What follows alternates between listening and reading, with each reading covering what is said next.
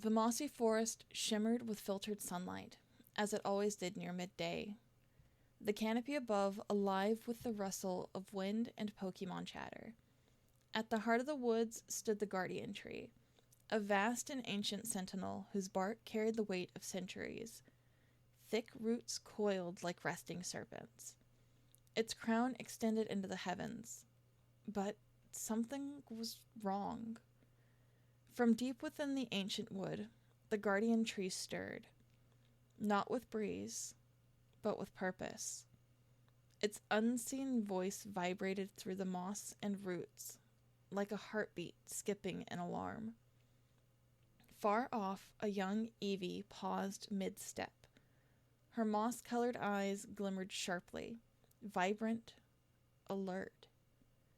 The whisper touched her spirit more than her ears.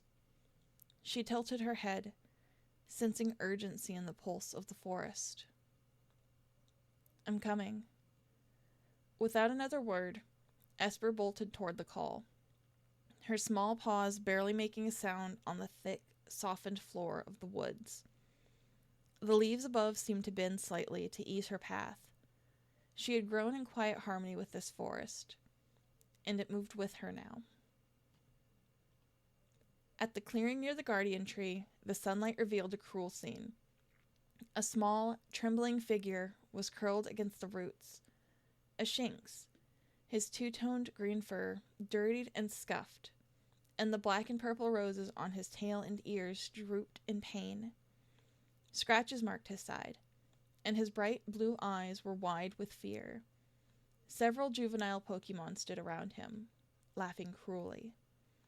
"You think it's normal?" sneered a young Phantump. "Bet his flowers bloom for boys." "Ha!" barked the Poochyena, giving the hybrid another shove that sent him sprawling on his side. "Go back to whatever weed patch you crawled out of." The Shinx winced, too overwhelmed to speak back. He curled his rose-tipped tail around himself, silent tears rolling into the moss. Then a gust of wind whirled into the clearing, sudden and sharp. The laughter stopped. A blur of cream and brown burst through the underbrush like an arrow loosed. Esper, small but brimming with fierce energy, landed between the Shinx and the bullies with a defiant growl in her throat. "Back off!" They hesitated, then laughed again. "What's a puffball like you gonna—" Snap. A thick green vine cracked through the air, sweeping the Poochyena clean off his feet. A flurry of razor leaves followed, slicing the air around the bullies, forcing them to scatter back with yelps and screeches. A vine lashed again, this time missing, but close enough to warn. Esper stood there, low to the ground, growling protectively, with her fur bristling and another vine coiled threateningly at her side. Her eyes were alight, not just with rage, but the glow of the Guardian's power pulsing through her. "She's got grass-type moves." "How?" "It doesn't matter. She's dangerous. Run!" The other Pokemon scattered, stumbling through the undergrowth with terrified yelps, vanishing into the trees. Silence followed. The guardian tree hummed quietly, its relief almost audible to those who could feel it. Esper turned slowly, the fury draining from her tiny body. Her vines faded back into the moss. She approached the bruised and battered hybrid with a gentler gaze. "You okay?" she asked, voice soft now. "They didn't break anything, right?" The trembling Shinx blinked at her, eyes wide, stunned, confused. You helped me. I heard the guardian tree. It told me you were in trouble." He sniffed and tried to sit up, flinching at the pain. I didn't mean to make them mad. I just liked somebody." Esper's ears flicked. "Liking someone isn't wrong," she said, sitting down beside him. Being mean about it is. For a long moment, he just stared at her, uncertain, shaken. But for the first time, not alone. The sunlight filtered through the leaves above, casting shifting patterns on their fur. "I'm Daffodil," he whispered. "Esper." She gave a small smile and leaned forward, touching her nose gently to one of his bruised ears. "Come on, I'll walk you home." The forest around them seemed to soften, the shadows of the trees bending just a little in their favor, as they made their way slowly through the mossy paths. Esper stayed close, her small paws patting lightly against the soft ground, careful not to step too heavily on the tender leaves. Daffodil walked beside her, every few steps wincing as he brushed his scratched side. His tail, usually vibrant with purple-black roses, dragged behind him like a wilted flower. Still, there was something in his blue eyes that seemed a little less distant. "So," Esper began, trying to break the silence, her voice filled with curiosity. "What's your favorite thing to do?" Daffodil's ears flicked back slightly. His gaze dropped to the forest floor. He hesitated before speaking. "I like being outside. The flowers. They smell nice. And the trees." He flicked a glance at the thick trunks as they passed, his expression softening. "They remind me of home. Before." "Before?" Esper echoed, her head tilting with a gentle curiosity. Daffodil paused, a faint shadow crossing his features. "I used to live in a different place, but it wasn't the same.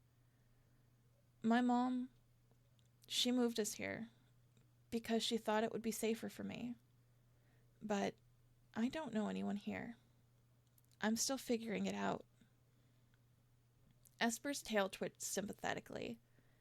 "That sounds hard, but I think you're brave. A lot of Pokemon would run away from a fight like that. But you stood there. You didn't give up. You stayed." Daffodil's gaze flicked to her, a little startled by her words. You think so?" She smiled. "Of course. I've never met a Pokemon who was willing to just take all that and not run away. It's okay to be scared. It's even okay to feel hurt. But it's also brave to keep standing up." The words hung in the air, simple but grounding. Daffodil couldn't help but feel a bit lighter. They walked on for a few moments before Esper spoke again, a little more timid this time. "Hey, I don't know if you've ever been to the Mossy Herd, but it's where I live, with Aspen and Willow." Daffodil looked up at her, a glimmer of hope flickering in his eyes. "The Mossy Herd?" "Yeah, it's a little community that lives in the forest," Esper explained. "There's a lot of us. We're not too far from the guardian tree, and everyone watches out for each other. It's a nice place. There's always games to play, and places to explore. You're welcome to come by any time. If you ever want to. I think you'd fit in really well." Daffodil blinked in surprise. "You'd want me there?" "Of course. Everyone's always welcome at the herd. No one's going to make fun of you or hurt you. We're all family there." Esper's voice was sincere, the warmth in her tone reaching out like the forest's embrace. "Besides, I know some games we can play that'll help you feel better. We could even try some vine tricks. I'm still learning them, but I can show you what I know."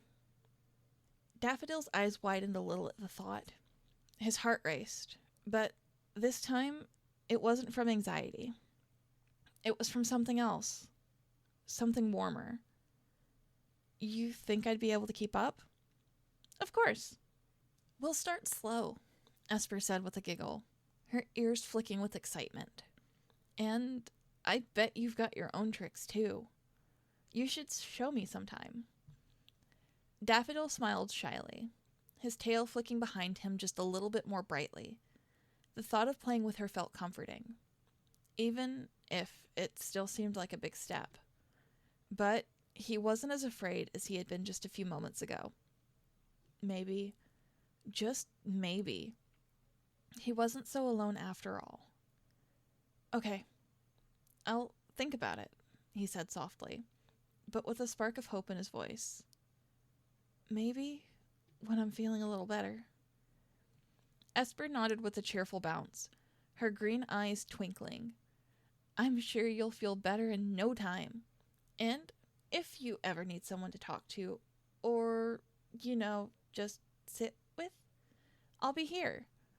They walked together, side by side, the gentle sway of trees above them offering a quiet, serene rhythm. The mossy forest felt just a little less intimidating with Esper beside him, and a little more like a place he could call home.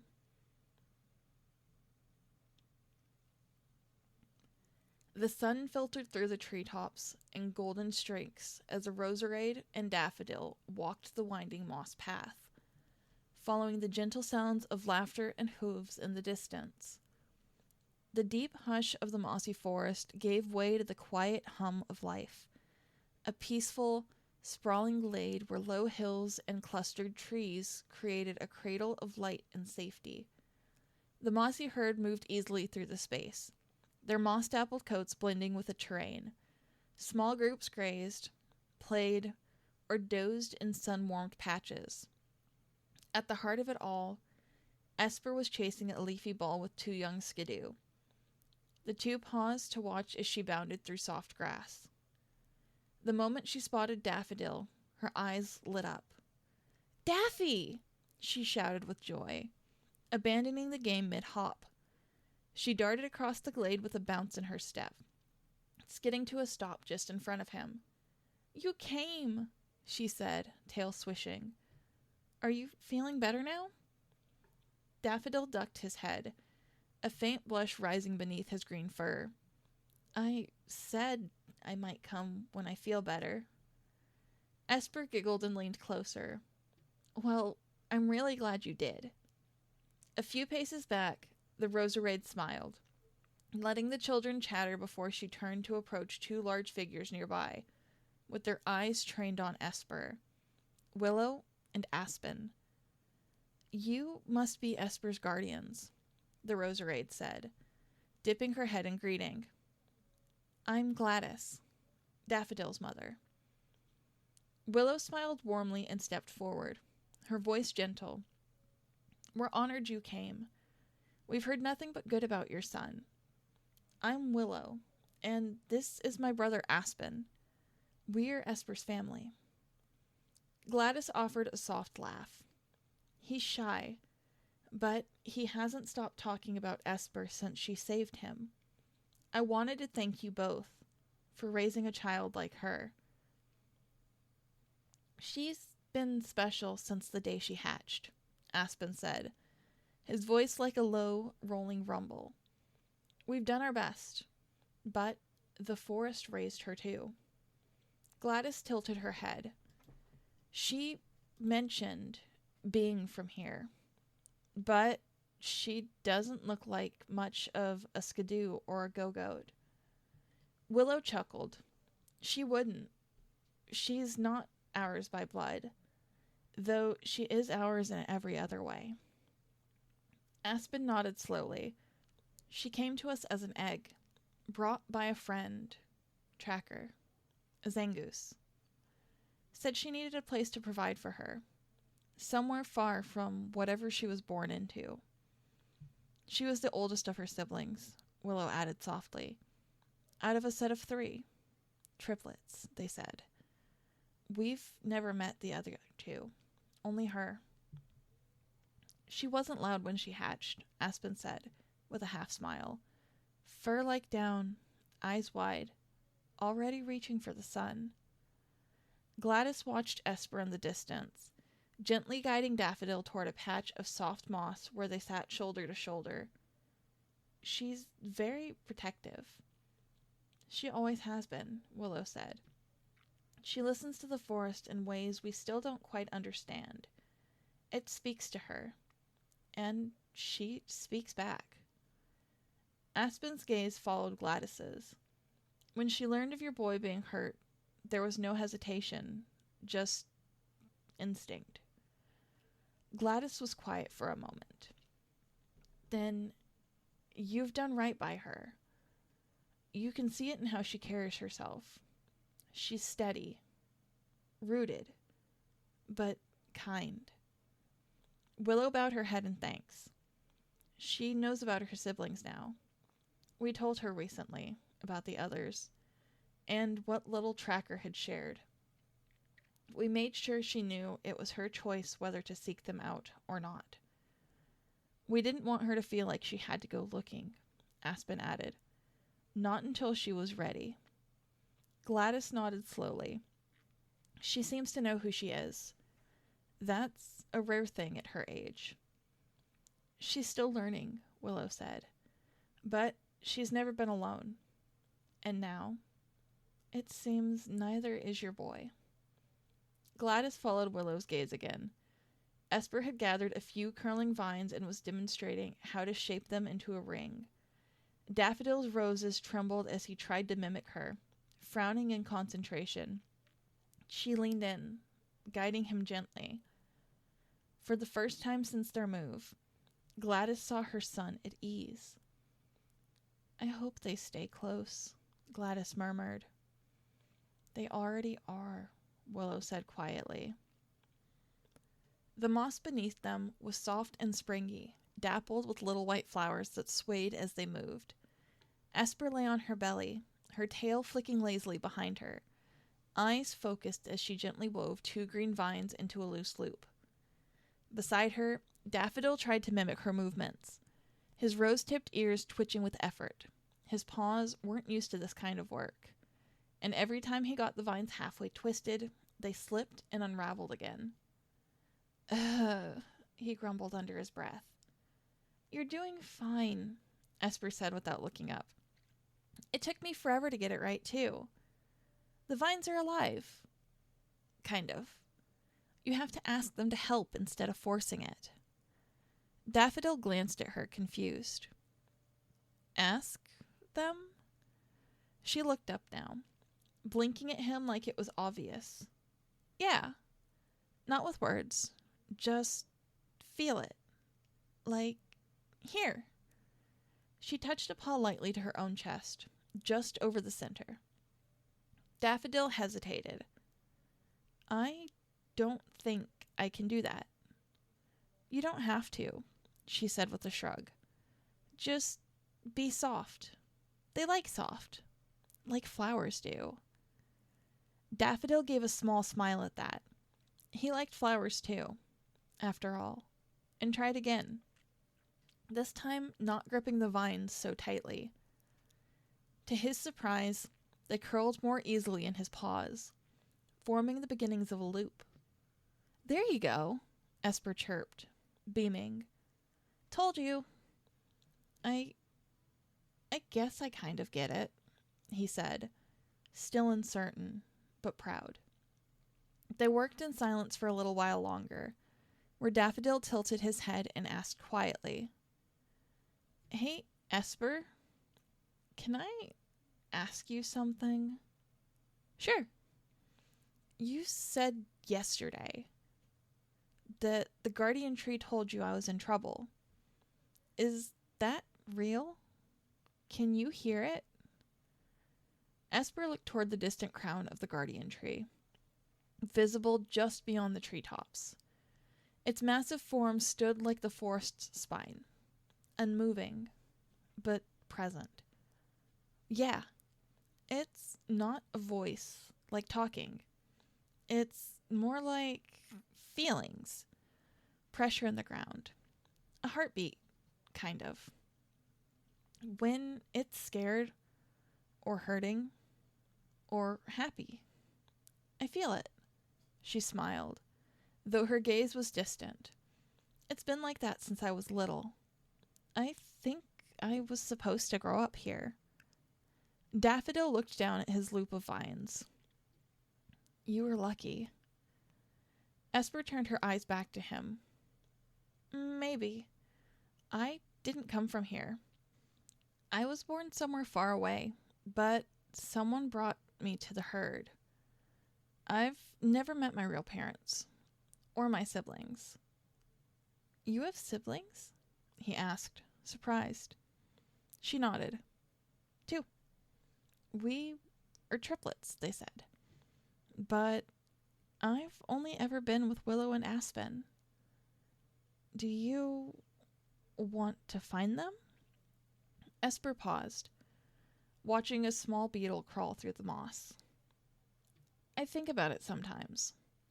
I want to know what they're like, what they look like. But I like my life here. The forest feels like home. Willow and Aspen are my family, even if we aren't the same. Daffodil was quiet a moment before saying, I think you're kind of like the forest. Esper blinked at him. Huh?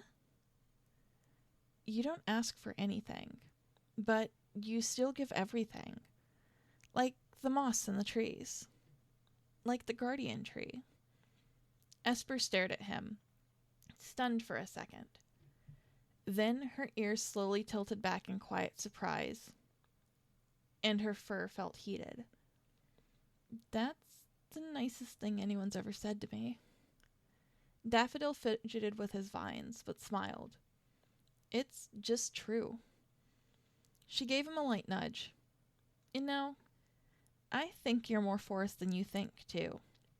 You came here scared, but you're already blooming. Daffodil laughed, soft but real. That was almost a flower pun. Esper grinned. Almost? I'll do better next time. They both giggled, and for a moment, the world around them faded into sunlight and moss, leaves rustling gently in approval. The guardian tree, far in the distance, stood steady and silent. But if either of them listened closely, they might have felt it pulse, once, like a proud heartbeat. After their laughter faded into the quiet hum of the glade, Esper rolled onto her back, kicking her paws into the air. Okay, she declared. You've passed your vine test. Now it's time for a real game. Daffodil raised an eyebrow, cautiously curious. A real game? Yep. Esper flipped back onto her paws in one smooth hop.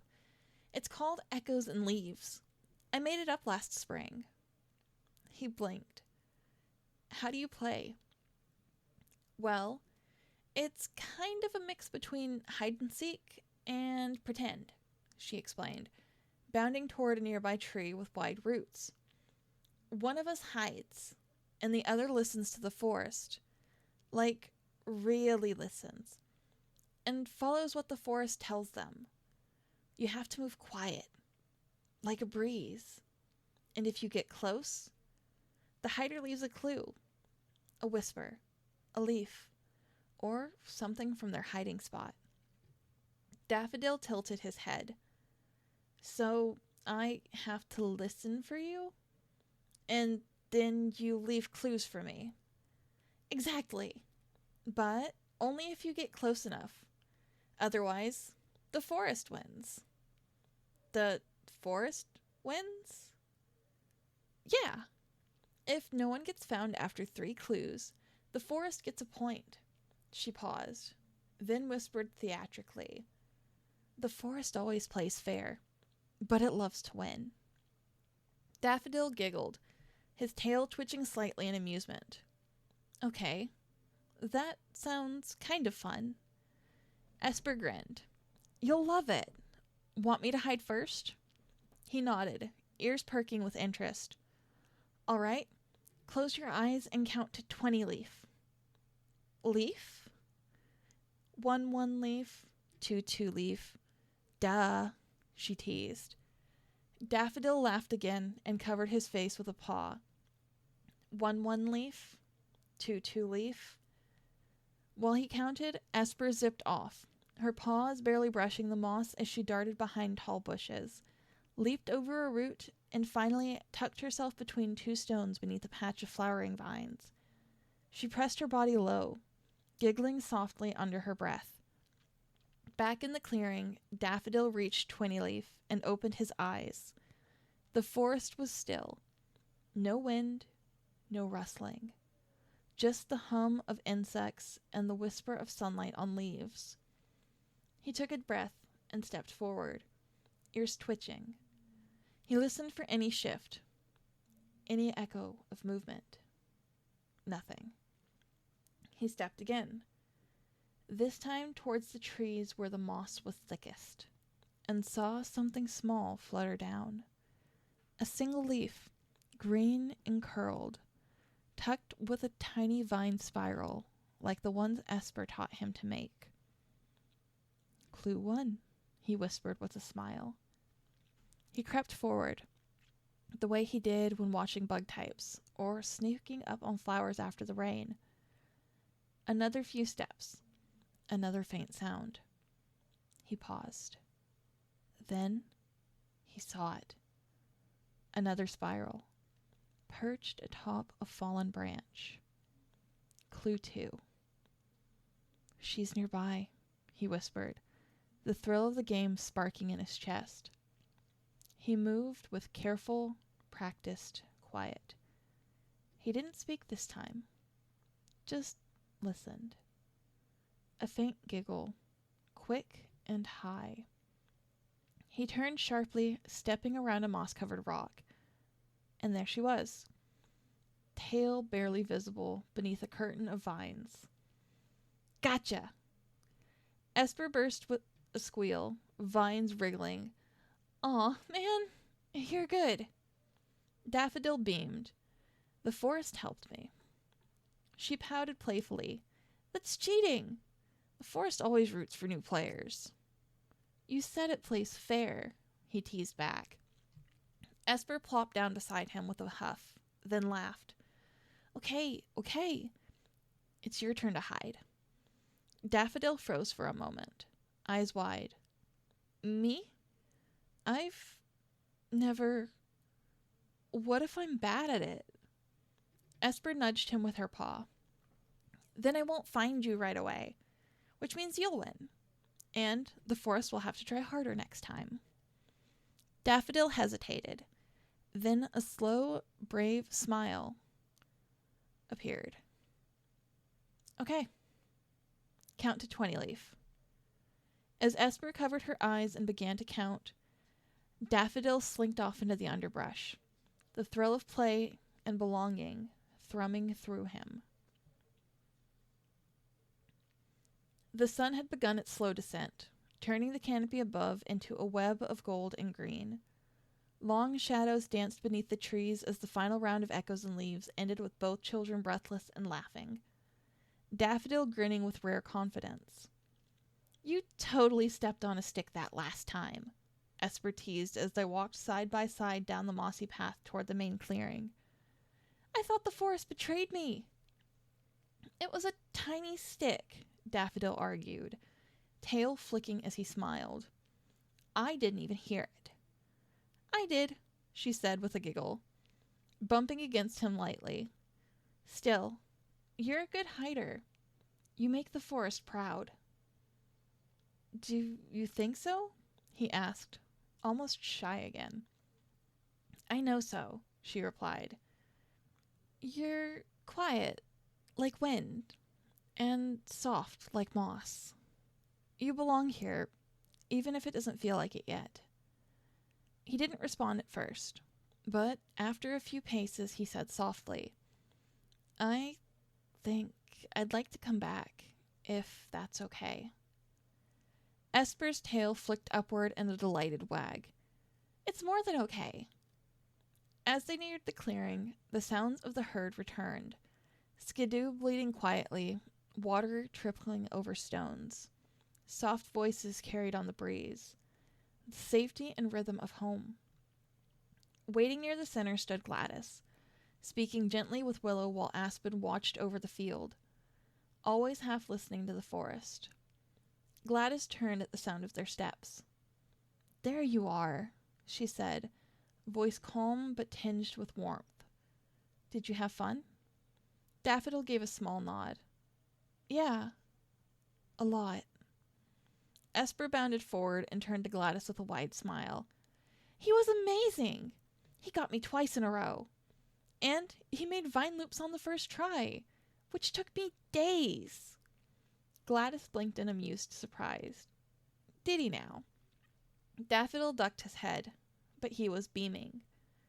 Willow stepped forward, smiling softly. "He's welcome here, any time. Truly." "Thank you," Gladys said, and her eyes found Esper once more. "And thank you for watching over him again."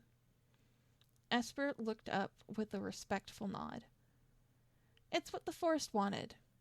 But also, I wanted to." Gladys placed a gentle petal hand on Daffodil's shoulder. "Come on, love. Let's head home before the fireflies wake." Daffodil turned to Esper, his voice soft. "You'll still be here next time?"